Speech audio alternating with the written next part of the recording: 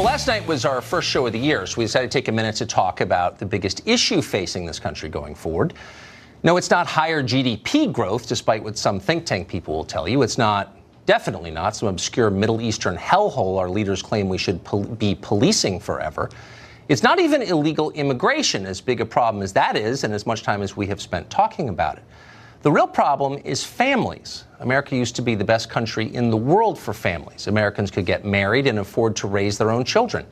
If your kids worked hard, you could expect they'd be a little more successful maybe than you were. That was called the American dream. And for a small group of affluent people, it still exists. They're still living like it's 1965, and good for them. But for everyone else, that dream is dying. America's middle class is in decline because middle-class American families are declining. So the question is, why is that happening? Well, there are a lot of reasons it's happening, but a major driver of family collapse, the one that nobody ever talks about for some reason, is simple economics, and we explained it last night. Study after study has shown that when men make less than women, women generally don't want to marry them. Now, maybe they should want to marry them, but they don't. Over big populations, this causes a drop in marriage, a spike in out-of-wedlock births, and all the familiar disasters that inevitably follow. More drug and alcohol abuse, higher incarceration rates, fewer families formed in the next generation. Now, let's be clear about that statement. First of all, it is factually true, and that's the essential test of anything. That's the test that we go by. In 2015, a study by the decidedly non-conservative Brookings Institution found that falling male wages caused about a quarter of the decline in marriage rates over the past 35 years. 2 years later, MIT researchers found that when factories close, marriage rates go down and single parenthood becomes more common. And that, as you could guess, causes a higher proportion of children to wind up on drugs or in prison. So it's not a small thing. And by the way, many other studies have reached the same conclusions over long periods of time. This is real. So what we said is a statement of fact. We wish it weren't. In an ideal world, none of this would matter. The marriage rate never would have declined when manufacturing died, and everything in middle America would be fine. But it's not, and we're not in charge of that. All we can do is tell the truth about what happened, which we did because it actually matters. And that turned out to be too much for the people who believe it's their job to prevent you from knowing why your country is going down the tubes. Those people got very angry. Here's a selection. It's like, it reminds me of when they blame women for pregnancy, as if he had nothing to do with it. There's a woman in the audience. She's like, what? What? This idea that, to keep women down that's going on in the country. But Sonny, you said you had just another aspect of it. I don't know. It looked like Looney Town to me. Yeah, Looney Town. Notice that no one, though, contested the facts of what we said. In fact, later in the show, one of those same hosts admitted that, in fact, women do strongly prefer marrying men who make more than they do.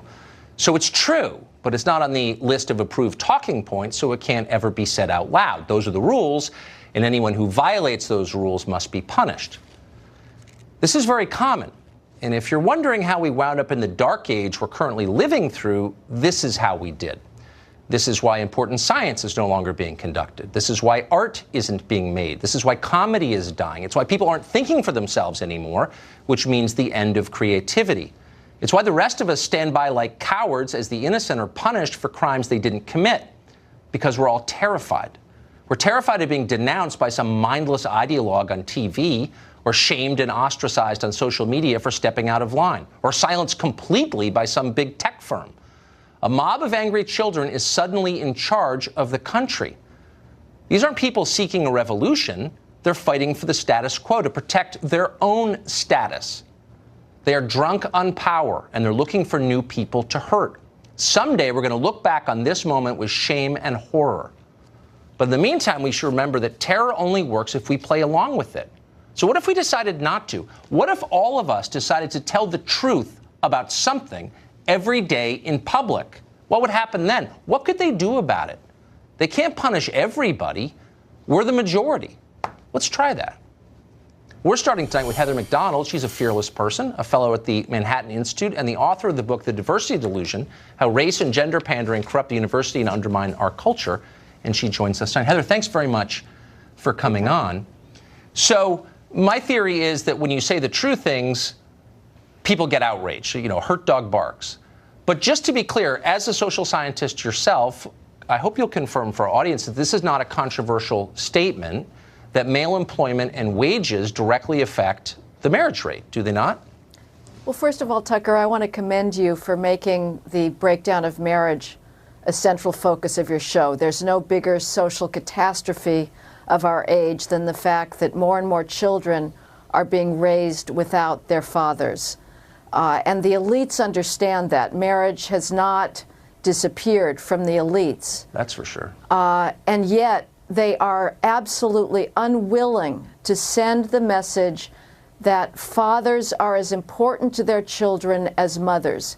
Their tongues are tied. They refuse to say it. It's one of those truths that, again, is being completely denied by elite culture. Why? Because it violates the feminist nostrum that strong women could do it all. Now, you're right that there's an economic component to this, and most famously, William Julius Wilson explained the drop in marriage among the black community as a result of jobs leaving the Midwest. And he said that the male unemployment decreases females' willingness to marry. But I think you also have to look at a culture explanation, because I remember being taken around in a ride-along by a Chicago cop, a very handsome man, solid job, good pension to look forward to.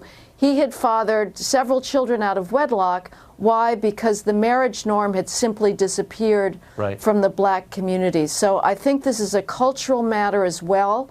It's a product, to a certain extent, of the feminist attack on males. We are living through a period where males are being constantly disparaged as simply the source of evil in our world. And they are responding, tragically, by withdrawing from competition, taking their marbles and going home, and that is leaving us all at greater risk.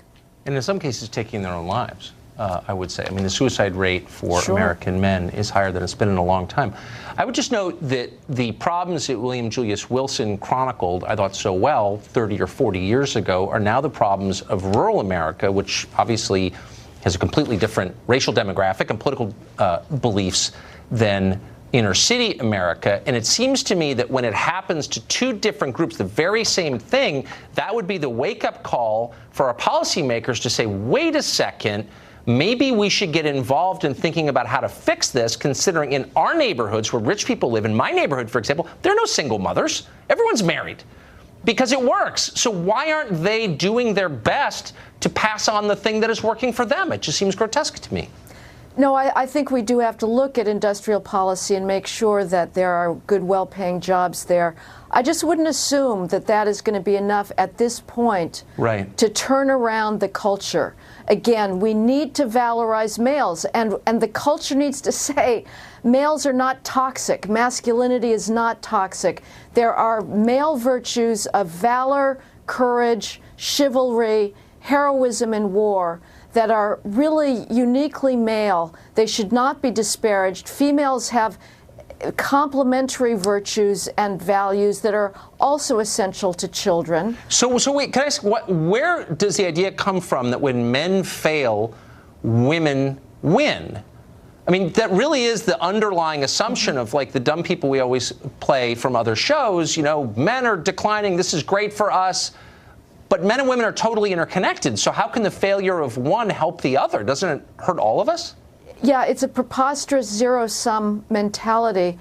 But there's a lot of females who are angry for no reason at all. They have an axe on their to grind, a chip on their shoulder, and they're constantly looking for ways to feel offended, mostly by dredging up sexism from the past, because it's almost impossible to find today. I mean, you have females that are excelling in education. There's not a single mainstream institution that is not twisting itself into knots to hire and promote as many females as possible. And yet females are still wringing their hands over the alleged sexism of the 50s simply so they can feel like they're victims. Preposterous. I am not a victim. I don't know any female victims, frankly. But there is a sense that in order for females to succeed, it has to be at the expense of males and through a constant devalorization of masculinity. It doesn't work. We don't win when some of us lose. I don't believe that. It's not true. Heather, thank you very much. Thank you.